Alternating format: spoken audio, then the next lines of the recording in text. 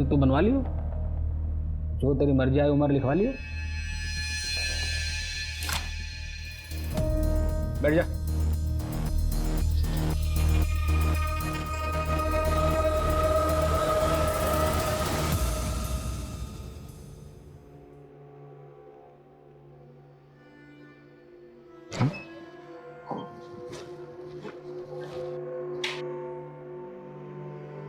आओ अंदर आओ, आओ आ जाओ। ये है अपना छोटा सा घर, लेकिन तुझे रानी बना के रखूंगा। पर हाँ, आज से तेरा नाम रुखसार है। चलो मैं तुम्हें हमारा कमरा दिखाता हूं। ये है हमारा कमरा। हाँ, तुझे जो चाहिए बेझिझक बता देना। मुझे मेरी माँ से मिलना है। ज़्यादा तो याद नहीं है, पर कानपुर में किदवी नगर में घर था हमारा। ठीक है, ले जाऊंगा, लेकिन आज की रात ये सब बात मत कर।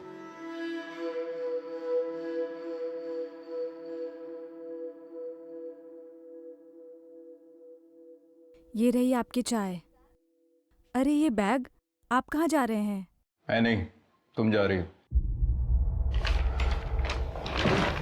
ये क्या कर रहे हो? अशफाक, मैं तो आपकी बीवी हूँ ना। आपने मुझसे निकाह किया था अशफाक। अशफाक रोकिए इसे। लेके जा इसको।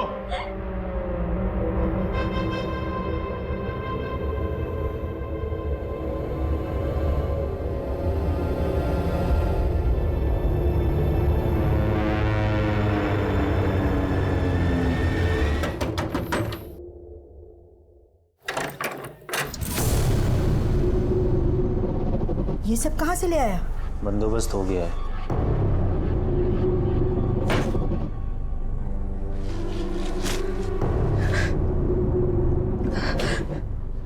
ये तुमने ठीक नहीं किया।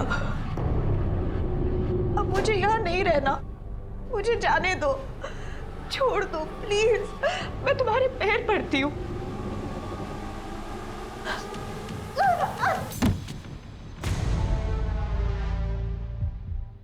और इसे कब तक झेलना पड़ेगा? मैंने तो अपना काम कर दिया है, देखते हैं बर्फ कब तक पिघलती है। देखो परवीन, मुझे लगता है हमें पुलिस को सब कुछ बता देना चाहिए। नहीं, हम नहीं बताएंगे।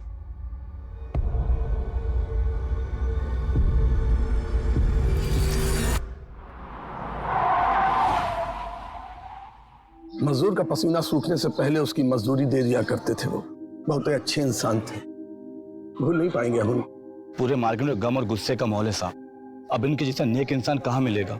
अब हमारे संगठन की मांग है सर कि जल्द से जल्द इनके कातिलों को ढूंढ निकालिए।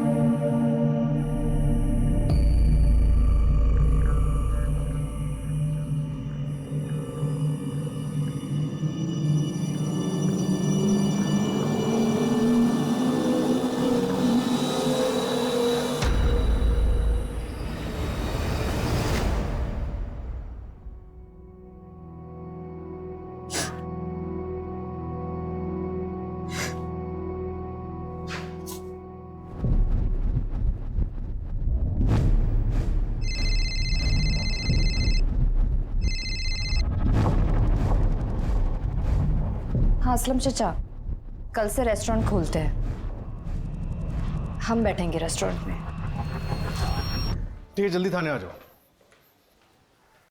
सर, हाँ कर। हामिद के मोहल्ले में रहने वाले जुनैद के घर का सीसीटीवी फुटेज मिल गया। नाविद को फुटेज के साथ मैंने थाने बुला लिया।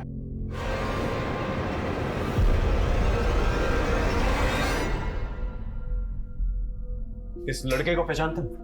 नहीं सर। करण, इस लड़के के डिटेल्स निकल।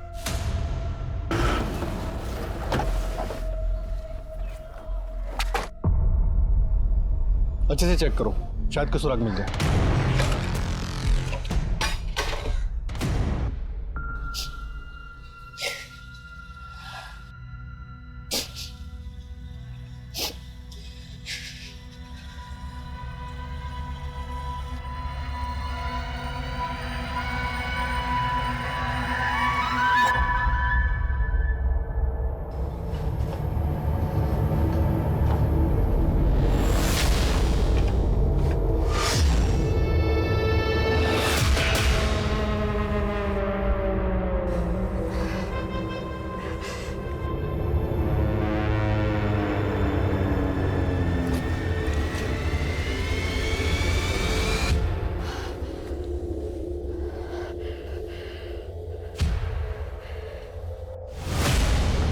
तमाशा बना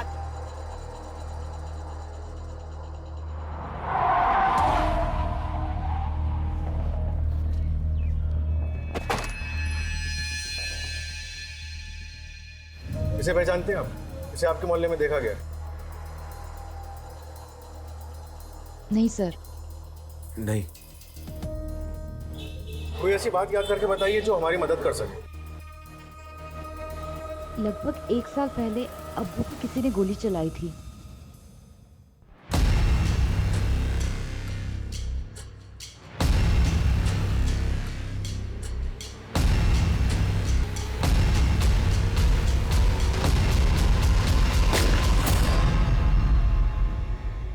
गोली चलाई थी?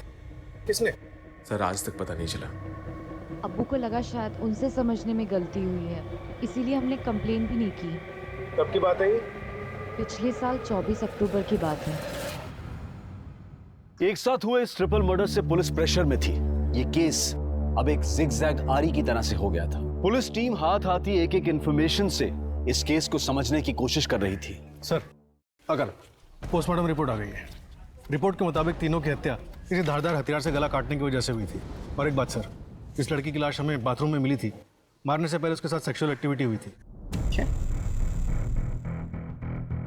डीएनए रिपोर्ट्स क्या कहते? तो डीएनए रिपोर्ट्स हामिद से तो मैच नहीं होती, कोई और ही था। साहब आपने जो फोटो भेजा था ना, उसका नाम आमिर है और बड़ी मस्जिद के पीछे अपनी अम्मी जोया के साथ रहता है। एक और बात साहब, हामिद चाचा की एक बेटी और है। 400 तो मरने की अहम था। 24 अक्टूबर को पिछले साल हामिद पे गोली चलाई गई थी मस्जिद के बाहर। थोड़ा पता तो करना किसने गोली चलाई थी और किसके कहने में चलाई थी। हो जाएगा साहब। ये ले। नहीं साहब, अम्मी चाचा जैसे आदमी के लिए काम में पैसे लेके नहीं करूंगा। चलता हूँ साहब।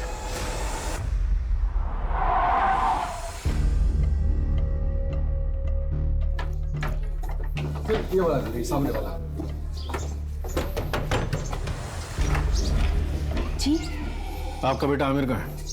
वो कई दिनों से घर से गायब है। आपका बेटा कई दिनों से घर से गायब है और आपने पुलिस में कंप्लेंट तक नहीं करवाई? तलाशी लो अंदर। लेकिन साहब, सर अंदर कोई नहीं है। नंबर दो आमिर का। जी। आपने हमसे एक बहुत बड़ी इंफॉर्मेशन छुपाई है। आपकी एक और बहन है? जी है। माँ बाप के मरने के बावजूद नहीं आई, क्यों? और ये बात आपने हमसे क्यों छुपाई? क्योंकि अब्बू उससे बहुत नाराज थे। अब्बू, बैंक का काम हो गया है, आप टेंशन मत लो, कॉल आ जाएगा आपको।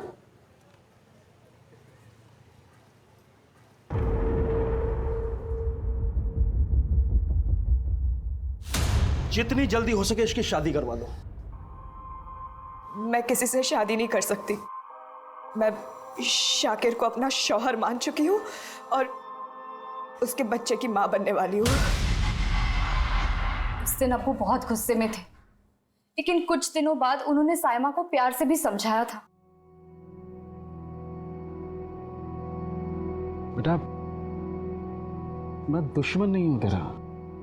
तेरी जिद के आगे मुझे अपना सर झुकाने में कोई शर्म भी नहीं है। लेकिन मैंने अपने तरीके से मालूम करवाया, शाकिर अच्छा लड़का नहीं है। उसकी माँ का नाम भी खराब है। माना तुझसे गलती हो गई है, लेकिन एक गलती को छुपाने के लिए दूसरी गलती करना ठीक बात नहीं है। जिंदगी अजाब बन जाएगी तेरी। अभी आप मेरी जिंदगी अजाब बना रहे हैं अब्बू। ठीक है, तुझे अपनी बर्बादी की कहानी खुद लिखने का शौक है तो लिख, लेकिन एक बात याद रखना, आज के बाद तेरे मेरे रिश्ते बिल्कुल खत्म। दाग थी वो हमारे खानदान के नाम पर। अम्मी और अब्बू उसे सबसे ज्यादा चाहते थे और उसी ने अम्मी अब्बू को सबसे ज्यादा तकलीफ दी। शाकिर करता क्या है? कुछ भी नहीं। अब्बू ने कहा था कि पैसों के लालच में आकर उसने साइमा के साथ निकाह किया था। कहाँ रहती है आपकी ये बहन साइमा? अब्बू की एक एक बात सच थी। मैं ही गलत थी। शाकिर ने मुझे कभी खुश नहीं रखा। क्यों? आपकी तो लव मैरिज हुई थी ना? लेकिन शाकिर ने मुझसे शादी अब्बू की जायदाद और उनके पैसों के लिए की थी। जब मैंने ही उनका घर छोड़ दिया तो धीरे धीरे वो मुझे सताने लग गया। मैं कहीं भाग ना जाऊं इसलिए मुझे बांध के रखता था। आपका बच्चा कहाँ है? मैंने अम्मी और अब्बू से झूठ बोला था कि मैं शाकिर के बच्चे की मां बनने वाली हूँ।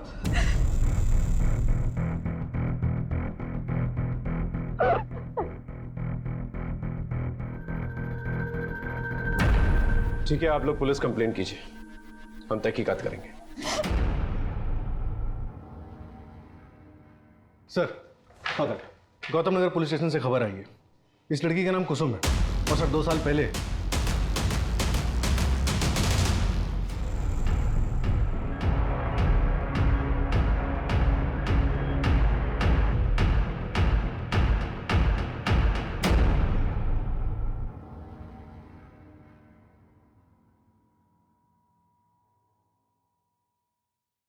चल बता, नाम क्या है? रुखसार जी कुसुम। उस रेड के बाद सभी लड़कियों को नई ज्योति नाम की किसी एनजीओ में भेज दिया गया था। कुसुम की निशानदेही पे पुलिस ने वो रेड डाली थी। हालांकि कुसुम को भी बहुत टाइम लगा उस ट्रॉमा से बाहर निकलने के लिए। बड़ी दर्दनाक कहानी है सर उसकी।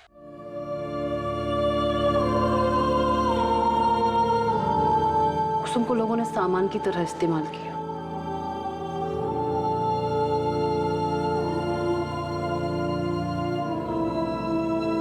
खरीदा, मन भरने तक इस्तेमाल किया, फिर आगे बेच दिया। जी कुसुम। कुसुम ने कभी अपने परिवार के बारे में कोई जिक्र किया? हाँ, उसने बताया था कि कानपुर में ही था उसका घर। हमने कोशिश की उसके परिवार वालों को ढूंढने की। तुमने जो घर के बारे में बताया था, वहां तो कई सालों से कोई और रहता है। कहाँ चले गए? किसी को नहीं पता।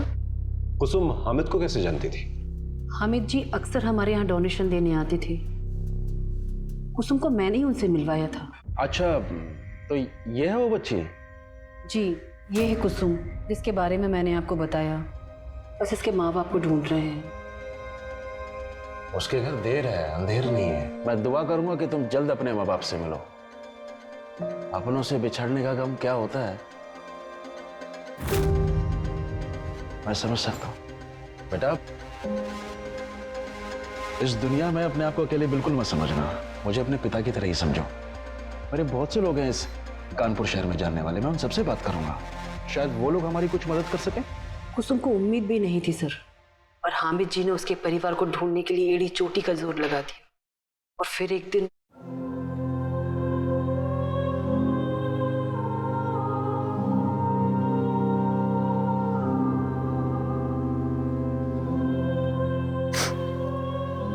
माँ, कुसुम सब मुझे कहते थे कि तू कभी नहीं आएगी, लेकिन मुझे यकीन था बेटा तू मुझे जरूर मिलेगी।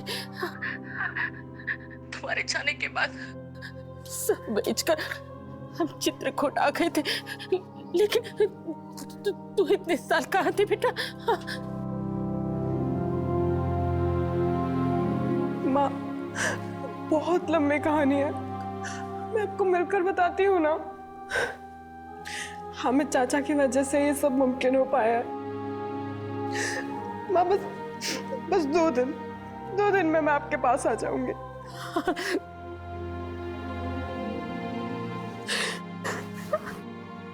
वो उस दिन चित्रकूट के लिए निकलने वाली थी। जी थैंक यू वेरी मच।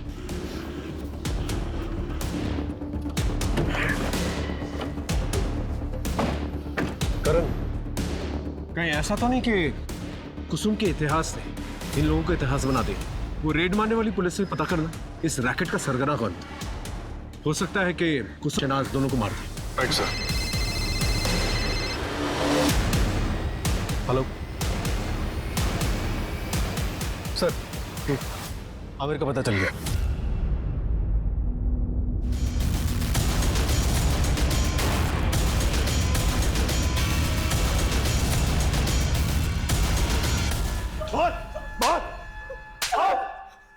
साहब, मैंने किसी को नहीं मारा साहब, मैं तो बस चोरी के इरादे से घर में घुसा। और साहब मैं जब वहां पहुंचा तो वो सब देखने के बाद मैं बहुत डर गया था साहब, और भाग ही रहा था कि मेरी नजर गामोफोन पर पड़ी। मैं उसे चुरा कर वहां से भाग गया साहब, बस इतना ही सर। तुझ पर भरोसा करने के लिए कोई वजह नहीं है मेरे पास। इसका डीएनए टेस्ट करवा। पुलिस इस केस को जितना सुलझाने की कोशिश कर रही थी, ये उतना ही उलझता जा रहा था।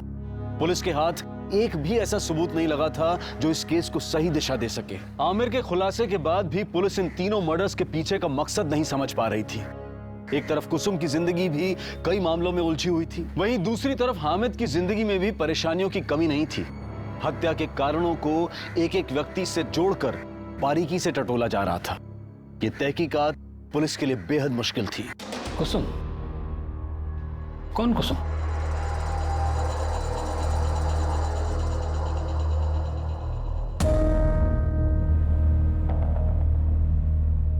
अरे ये तो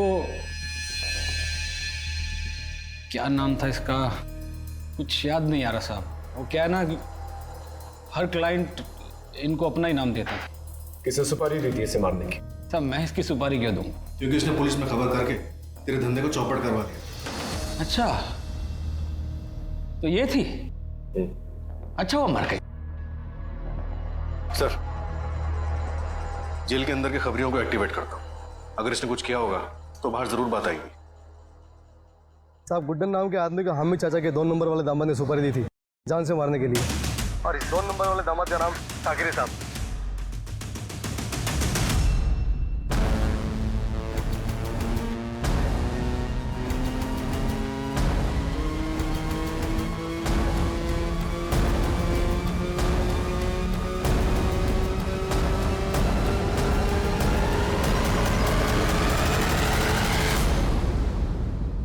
गुड्डन को तूने सुपारी दी थी ना हामिद को मरवाने के लिए? हाँ या ना? हाँ सर।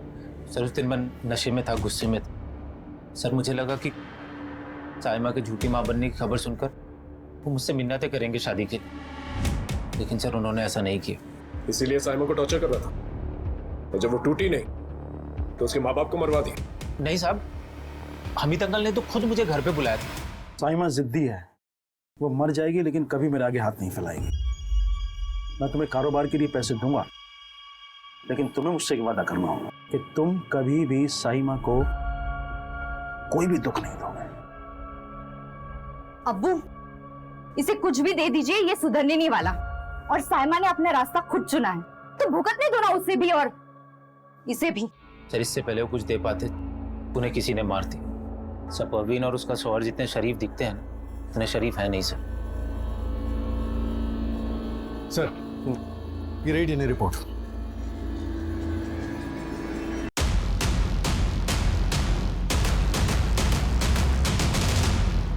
साहब मेरे कुछ के साहब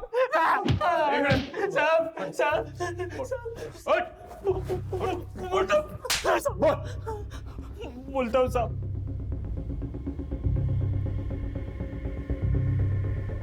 झूठ बोल रहा है ना? हाँ, मर्डर तूने किया ना? बोल। कसम से बोल रहा हूँ साहब, मैंने किसी का मर्डर नहीं किया। सर, अगर ये आमिर सच बोल रहा है तो फिर ये मर्डर क्यों और किसने करवाया? ये हामिद का पूरा परिवार ना झूठ बोल रहा है। शाकिर ने तो एक बार जानलेवा हमला भी करवाया है। और सर जावेद? जावेद हद से ज्यादा सीधा है। मनोज को किसी बात से कुछ लेना देना ही नहीं है। एक काम करते कर, दोबारा से क्राइम सीन पे चलते हैं, बारीकी से घर और मोहल्ले की जांच करते हैं। I'm sure कुछ ना कुछ मिलेगा। ओके?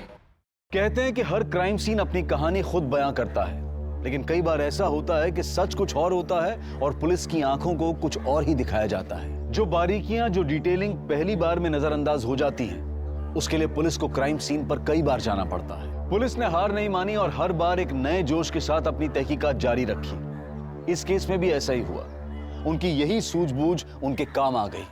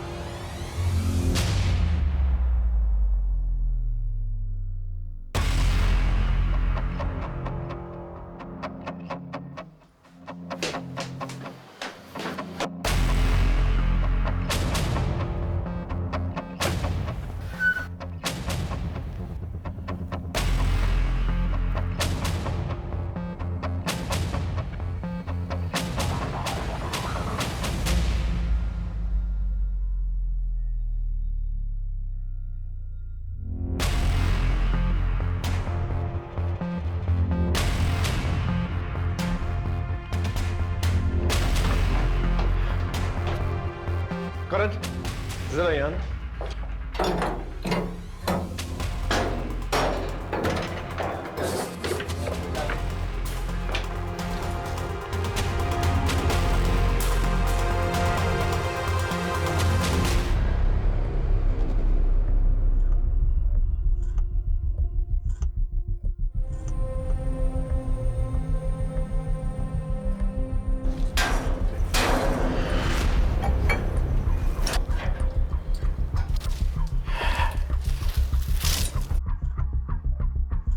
मुझे लगता है किलर ने आने जाने के लिए यही रास्ता इस्तेमाल किया। वो ये बाउंड्री चढ़ के यहाँ पर आया होगा। किचन का जो पिछला हिस्सा है उसमें पुराना ताला लगा हुआ है और यहाँ पर ये नया ताला। और सामने के सीसीटीवी फुटेज में हमें कोई आता जाता नजर नहीं आया। और घर में आने जाने के लिए और कोई रास्ता है नहीं। वो किचन का दरवाजा भी बंद है, तो यही एक रास्ता बचता है। कातिल ने यही रास्ते को इस्तेमाल किया है। और ये खून के धब्बे, स्किन टिश्यूज और ये फटा हुआ कपड़ा ये बताते हैं कातिल ने आते जाते वक्त जब इस खिड़की का इस्तेमाल किया होगा उसे गहरी चोट लगी होगी। कातिल अपने जिस्म पे अपने करतूतों के निशान लेके घूम रहा है। एक काम करो, एरिया के जितने भी डॉक्टर्स हैं ना, उनसे पूछताछ करो। उसने किसी ना किसी से तो इलाज करवाया होगा। और फॉरेंसिक टीम को जल्दी से यहाँ भेजो। Right sir. पुलिस की नजर एक ऐसे रास्ते पर पड़ी थी जो आम रास्ता नहीं था और अपनी तहकीकात में कोई कसर ना छोड़ते हुए पुलिस ने फिर एक बार नए सिरे से पूछताछ शुरू की।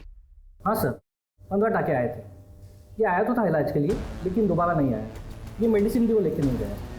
पुलिस के हाथ अब सबूत आ चुके थे, लेकिन पुलिस पूरी जिम्मेदारी और सूझबूझ के साथ कातिल पर हाथ डालने की तैयारी में जुट गई। इससे पहले वो मेले में खो गई थी। मेले में खोई नहीं थी, बेच दी गई थी।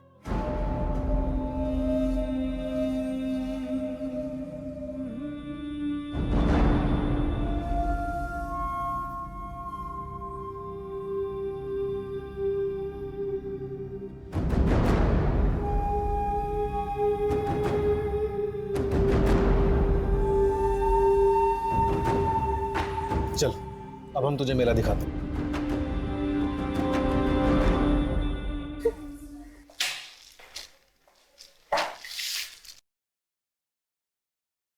दोबारा से पट्टी करवाने नहीं गए?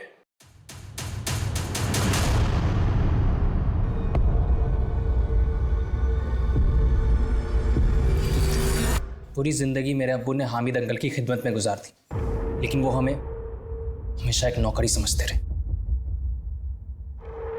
ये गाड़ी अभी तक यहाँ क्या कर रही है? इसे तो 2 घंटे पहले निकल जाना चाहिए था। इतना बड़ा कैटरिंग का ऑर्डर है, आज तक किसी कस्टमर ने मुझसे इस तरह से बात नहीं की है। और ये जो रेस्टोरेंट है ना, ये सिर्फ मेरी गुडविल पर चलता है। कुर्ती आगे फाड़ के क्या देख रहा है? और असलम, तू अपने बेटे रेहान की तरह ना निकम्मा हो गया है। घर लेके निकल, चल। मुझे बहुत बुरा लगा था और मेरे गुस्से के आग को हवा दी। किसने हवा दी?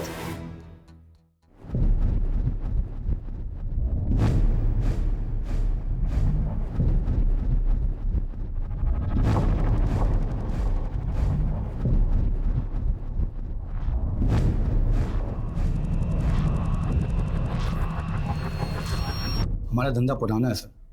हामिद भाई की पहले टेलर की दुकान थी। हमारे धंधे को देखते हुए उन्होंने रेस्टोरेंट खोला और उस रेस्टोरेंट का नाम शहनाज रखा। देखते ही देखते सारे कस्टमर उनके पास जाने लगे और एक दिन इसी सदमे से मेरे अब्बू की हार्ट अटैक से मौत हो गई। पूरे 2 साल लंबा इंतजार किया और उस रात रेहान की आंखों में हामिद के लिए नफरत दिखी। तब जाके मैंने अपना लंबा इंतजार खत्म किया। देख लिया तूने अपनी वफादारी का अंजाम, अब ले अपना इंतकाम। एक बार हामिद चाचा ने ग्रिल पे लगवाने के लिए मुझसे नया ताला मंगवाया था।